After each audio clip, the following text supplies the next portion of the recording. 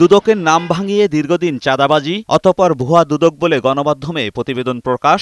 এতে ক্ষিপ্ত হয়ে দুদকে প্রতিবাদ জানাতে এসে উল্টো গ্রেপ্তার হয়েছেন দুর্নীতি নিবারণ সহায়ক সংস্থার নামে দেশের বিভিন্ন স্থানে চাঁদাবাজি করা ৩ জন। শুধু তারাই নয়, সরকারি বেসরকারি প্রতিষ্ঠান মিলিয়ে দুদকের নামে অন্তত ২০০ অভিযান চালিয়ে চাঁদাবাজি করা হয়েছে। এদিকে মেগা প্রকল্পে লুটপাট কিংবা বিদেশে অর্থ পাচার সহ দুর্নীতির নানা অভিযোগ থাকা শেখ হাসিনা সহ তার পরিবারের বিরুদ্ধে অনুসন্ধান করছে দুদক। বিদেশে থাকা অভিযুক্তদের জিজ্ঞাসাবাদের ক্ষেত্রে আইন অনুযায়ী পদক্ষেপ নেওয়ার কথা জানিয়েছেন সংস্থাটির মহাপরিচালক।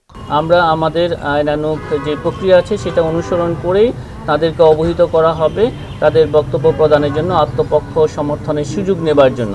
কেউ যদি সেই সুযোগ না নেয় তাহলে দুর্নীতি দমন কমিশন আইন অনুযায়ী পরবর্তী ব্যবস্থা গ্রহণ করবে। এদিন ছাগলকাণ্ডে সমালোচিত এনবিআরের কর্মকর্তা মতিউর রহমান তার প্রথম স্ত্রী ও ছেলে মেয়ের বিরুদ্ধে মামলা করেছে সংস্থাটি।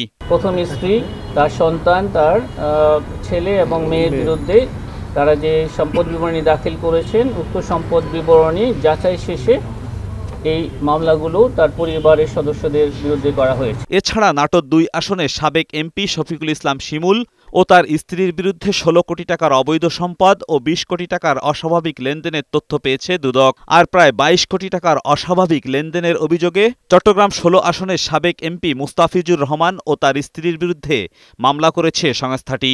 আরও একটি মামলা রুজু করা হয়েছে। এজাজুল হক মুকুল, বৈশাখী সংবাদ, ঢাকা।